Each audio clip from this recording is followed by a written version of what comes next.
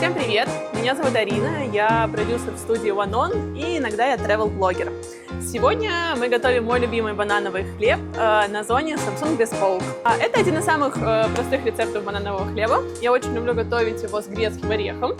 Для начала мы подогреем его на сковородке немножко, чтобы вкус раскрылся. Пока наш грецкий орех жарится, мы соберем вместе все наши сухие ингредиенты и после начнем готовить основу для бананового хлеба. Для начала понадобится мука, около 230 грамм, это один стаканчик. Немножечко ванильного сахара для вкуса. Добавим ложку корицы. Она очень хорошо сочетается с бананами. Немножко разрыхлителя. И добавляем сахар. И после перемешиваем всю нашу сухую смесь. Для нашего рецепта нам понадобится 2 сырых яйца, которые мы разбиваем в отдельную мисочку. И после нам нужно хорошо смешать их венчиком.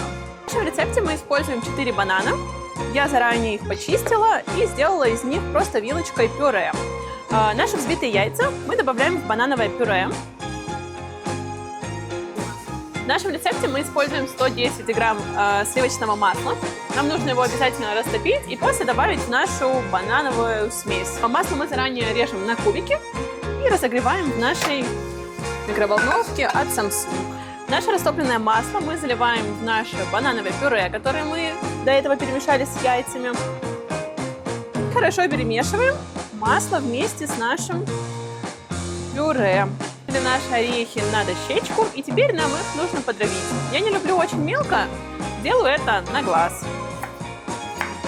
Теперь мы берем нашу сухую смесь и добавляем туда грецкие орехи. Перемешаем теперь это. Наше с вами тесто для бананового хлеба готово. Теперь мы выливаем его вот в такую форму. Ну что ж, наш банановый хлеб готов. Мы его украсили и теперь ставим печься в духовку. Итак, наш банановый хлеб готов. Мы уже вытащили его из формы. Сейчас мы его нарежем вот такими вот дольками. Привет, Вить, как дела?